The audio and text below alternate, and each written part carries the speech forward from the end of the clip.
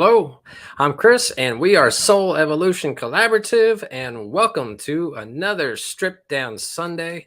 It is our pleasure to be here where we unchurch your Sunday experience. So, welcome. We're thrilled to have you with us, and we're hoping to offer some inspiration, some spiritual upliftment, and hopefully a new take on life in our own Soul Evolution Collaborative kind of way. So, we have stripped down the Sunday mornings to offer you a streamlined experience that hopefully fits your needs.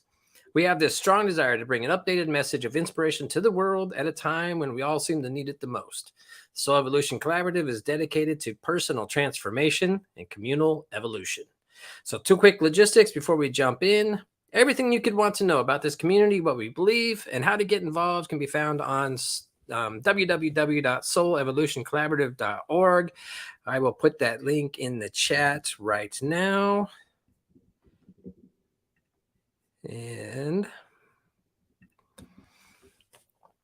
feel free to go check out the website while you're here and poke around, see what you find.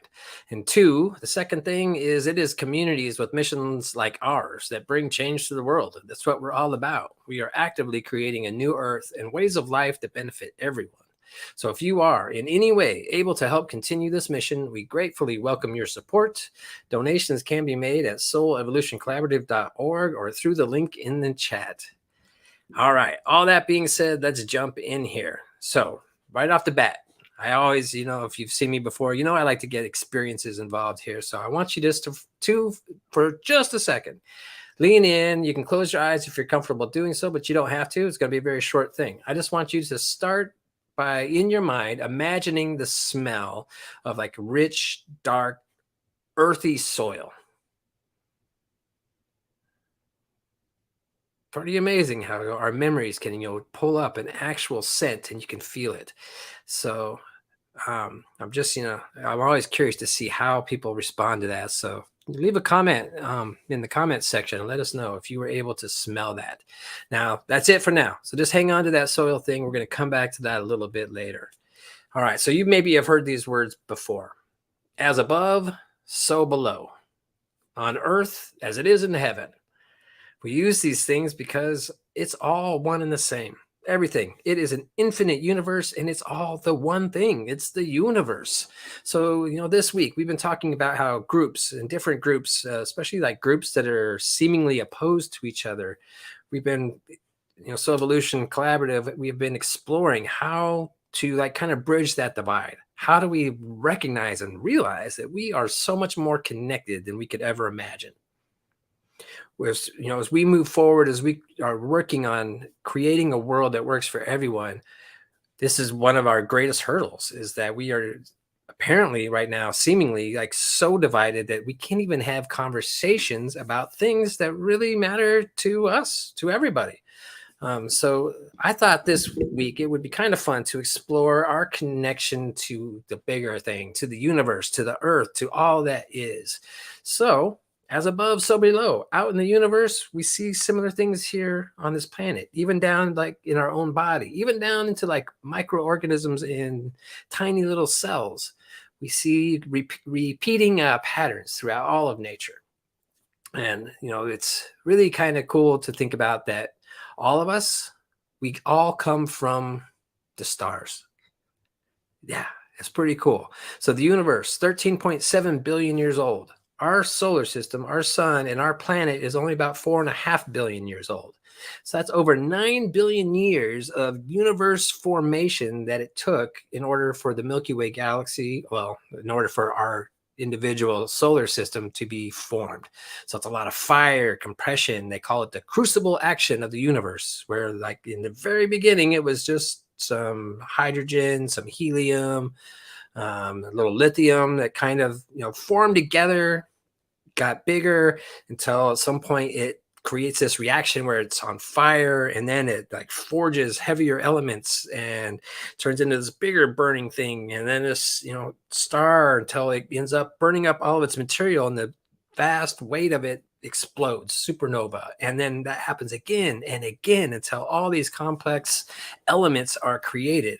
97% of the elements in the universe are in your body, which is pretty amazing. We are literally made out of the stars, all of us. So that is one thing that we are really called to take a look at, as well as let's look at our relationship, with nature, our comparisons of our body to the body of, well, I come out and say it, the body of God. This whole physical universe is all one, and ultimately it's the physical manifestation of that thing itself, of that original consciousness that wanted to know itself. So let's take a little bit of a look here. Our relationship with nature, as we're this whole entire year leaning into living everyday wonder. This week we are called to look at our relationship with groups around us, and I'm asking us to take one step further and just look at it from a nature standpoint. So one of the things that I really like to think about and look at is what I call the micro to macro. And I could spend all day just looking and comparing at different things that we see repeated. So thinking about like our bodies, it's made of bone. We have our skeleton, we have skin, there's some fat, water, connective tissue, and it's all working together. And then planet Earth, is rock and soil, water. There's fungus, and even throughout all the soil, fungus that acts like a neural web. It is the way that the trees and the plants communicate, and they even believe that is part of the communication system that works on some level with animals. And again, back to our body, we have organs that are performing different functions. They each have their own thing, but they're working in this harmony. And Earth has similar things with the air, land, water, and the life systems. They're all working together in this harmonious way that creates and sustains life on this planet. The Earth is 71% water. Our bodies are 60% water. So I thought that maybe to kind of get an idea of this micro to macro, I would share a couple images. So let me switch here. All right, so this is something that you've maybe seen me share before in a Truth Be Told episode. So the image on the left, if anybody's just listening, it's the veins in our hand and a wrist. And, the veins into the capillaries, into the tiny little ways that it disperses all the blood throughout that system. The next picture is a image of creeks into streams, into rivers, the way that they all come together. And it's a very similar looking image. And then onto the far right, we have an image of tree branches and the way that the tree distributes the nutrients to all little parts of the branches where the leaves come out in the perfect way. We can just see how these pathways, either get bigger as they come together and larger, or as they're pushing the nutrients out, they come from a large source like an artery and then divide off into other little small pathways. Now this next image that I'd like to show is from a website called Universe Today. The image on the left is a brain cell, a neuron in a mouse, and it's greatly magnified. Now we see like the different pathways that the energy takes. Now the next picture, they call this the cosmic web of the universe. So this picture image is taken way back out from the universe, taking in a whole, like 1 million or more galaxies in front of us. And we see the ways that matter and dark matter connects all of those galaxies together. It looks very, very similar to the mouse brain cell. And it leads us to, the idea that maybe this entire universe is just a giant brain. So one more image that I thought I would share that just kind of reinforces the similarities that we have. So this is an image of Mother Earth, what appears to be breathing. So this was an animation made from actual footage that a NASA satellite took over 20 years, recording the way that the ice and snow melts on the northern hemisphere. And we also see the green, where that green is the vegetation that is constantly coming in and out of of being through the spring, and summer, and then into fall when it goes back into dormancy. So I just think that that is a pretty powerful image that remind us we are so connected to this planet. We are part of something so much larger than we could ever imagine. So why can't we get along? Why can't humans just figure out, what it is that we are supposed to be doing? How can we start to act in our own best interest and in the best interest of others, recognizing that there really are no others, that what's in my best interest is truly in the best interest of everybody else, if we really think about it and get to that like fundamental level of our being. So for a long time, a large portion of humanity, we have treated Mother Earth like we are the top of the food chain and all of this is ours for the plundering. Now I say most of us, because not all of us have. There's indigenous cultures that have been around for thousands of years. Native Americans, their Native American tradition, and indigenous cultures from really all over that, many are still in existence and operating from that very sacred place of understanding and oneness. They know that we are absolutely dependent on our nature and that we are more in harmony when we remember that. Now it's interesting, like animals seem to have some sort of a communication and a knowing going on with what I'll call the planet Earth, Gaia. We hear this term a lot. So, there was a tsunami back in 2004 and like they noticed elephants seemed to know it was coming several minutes before it actually did, and they ran to higher ground. And cattle, there was dogs that like refused to go outside right up before it. We noticed this strange behavior from animals, and it's not just tsunamis. We've noticed, scientists have pointed out that like rats, weasels, snakes, and centipedes have left home several days before an earthquake hits. Like, how did they know? There's this interesting thing going on. So earlier when I talked about like the fungus that goes throughout, nature, there's a fungus that goes through the soil, and they are figuring out, scientists, more and more, that it seems to be a neural network, that there is an actual communication going on amongst the trees and the plants. And quite possibly this is somehow connecting into all consciousness, and maybe this has something to do with how our animals seem to know what's going on long before it happens, which is a pretty amazing thing. So with that, Soul Evolution Collaborative, we take a lot of our information and our philosophy from The Science of Mind and Spirit. So The Science of Mind, this is a book by Ernest Holmes, and it's teaching us about our oneness, our connectedness, and our thoughts, creating our reality. I want to read just a couple paragraphs from it. So if you have the book and you'd like to see, it's on page 103 at the very bottom. We are on the verge of disclosing a spiritual universe. Yeah, that brain cell that I showed, that the universe is a giant brain. It's a spiritual, living, thinking thing. So we are on the verge of disclosing a spiritual universe, and will ultimately conclude that what we call the physical universe is a spontaneous emergence through evolution of inner forces which cannot be explained, but which must be accepted. So those inner forces, that's mind, that consciousness, has caused the evolution of this spontaneous emergence of the physical universe. Then it goes on. How then can we doubt that the very mind which we now use is the intelligent principle from which all life draws its power to be and its intelligence to express? All mind, all expression, all comes from that one thing. Now, one more paragraph. The furtherance of evolution depends upon our ability to sense a unity with nature and its forces.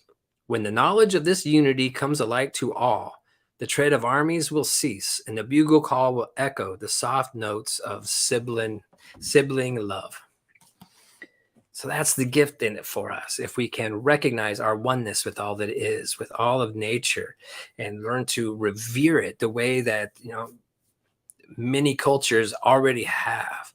If we can learn to do that in that way and respect it and know that we are stewards of this place, that we are here to leave this, not just for our children, but for 7 generations ahead. That was the Native American way. We we are here to protect and nurture it far beyond. So we need to move into a place where we can just respect nature and stop the plundering, stop feeling like, we can just continue to, fill landfills, to, take all the minerals, take all the fossil fuels, take everything and just burn it up like there's no tomorrow. Because if we keep doing that, there won't be a tomorrow. We need to recognize our oneness with it. And as we do that, it's our collective well-being. So when we, put a finite amount of resources, when we say that, my resources, I have more of them, so I deserve more of this nature substance, and it's okay for me to take it because I have earned a lot of money and that buys me that right. Like, nobody has that right. We're buying from future generations to take away. So that's lean into, creating and deepening our relationship with each other and with nature. So now I want to draw our attention back to that image from the beginning, that when we imagine the smell of that soil. The reason I brought it up is because, again, it's a comparison between Gaia, the earth, and us. So our bodies and earth, they're both ecosystems, very diverse. On planet earth, there's 8.7 million species. But in our body, did you know this? In your body, there is 10,000 different species living within your body. 90% of all the cells in your body aren't even yours. They belong to these microorganisms. 10,000 different species. So they outnumber our cells 10 to 1. But they're very small microorganisms. So when you take all of them put together, it only weighs about 2 to 4 pounds. Perhaps you've heard of this, the microbiome. Where the most attention is in our gut. We have this microbiome that, regulates a lot of our physical health, and it also regulates a lot of our mental health. So, doctors are learning more and more of how to diagnose issues within that microbiome, that we can, replace the microbiotics that we have killed with antibiotics, and, learning how different types of flora inside our bodies can help produce more health. Well, the reason I bring it up is with the idea of the soil is there's a similar thing within soil. It is called Mycobacterium vaccae, or they just call it M. vaccae. And it's these microorganisms that, when you lift up the soil and you smell it, you are bringing some of those microorganisms into your body. And what we've learned is that when you do, it releases serotonin throughout your body and it helps you feel better. So we've known this for a long time, that, gardening can be a natural cure for depression. And, some people can use it just straight up as it's, on its own, as a way to, help elevate one up out of depression. I'm not here to diagnose or prescribe anything, but doctors and more therapists are recognizing the benefits of being in nature, especially in conjunction with other forms of treatment that can really help lift someone up. The discovery of this was when they thought that the M. vaccae would help our immune systems, which, it does have a little bit of an effect just because of our mood, but they tried it with lung patients, I want to say back in the early 2000s. And they recognized it didn't necessarily prolong, at least not to a significant enough degree, didn't prolong the life of the subjects of the study. But what they noticed is that when that control group that did have the M. vaccae in their bodies as a treatment, their quality of life was reportedly much higher. They reported, feeling less pain than the other group, and overall mood was just better. So this is part of our connection with Earth. There's natural things here for us. So this week, our conclusion and call to action is explore your nature, explore that around you. Get out and get your fingers in some dirt and smell it and hold it. Now, that's not an option for everybody, and not desirable for a lot of people either. Not everybody likes to get out and hug a tree or, cuddle with a puppy, but there's other options. We have house plants. You can bring more house plants in. You can get outside and go for a walk. The sense of smell is connected to the oldest part of our brain. So there is power from just going outside. When they say stop and smell the roses, Yeah, there's something to it. Get out and just smell the grass, smell a plant, a weed, smell a flower, and it connects to the oldest part of our brain, and it brings in this subconscious acknowledgement of our connection with nature. And the more that we can really deepen that relationship that we have with nature and recognize that we are all in this together, that we are sharing this planet, because, we have to acknowledge the elephant in the room. We have not been great stewards of this planet, and it's getting to a point where it's problematic. So if we can learn to just right now, like each of us, individual, if you're down with this, here's your homework, here's your field trip for the week, find a way just to go out and appreciate nature, because nature, like I showed, that brain cell, it's a breathing living thing, and when you think into it, it responds. So open your mind. If you're willing, just open your mind and play with it. Ask the universe to speak to you. Ask the universe before you fall asleep at night, give me tell me what you want me to know, universe, and see what shows up. We have these little synchronicities and coincidences. And when we invite them, there's something going on through this collective consciousness. I invite you to get out, revel in nature, and ask Mother Nature, Gaia, Earth, the universe, ask it to speak to you and just see what happens. And the more that we can do that, recognize that our group and your group, we're all part of one big group. And it is in all of our best interests to learn how to just get back to the basics and really appreciate this space that we are in. So thank you for checking this out. I hope you have a wonderful week and get out there and see the nature.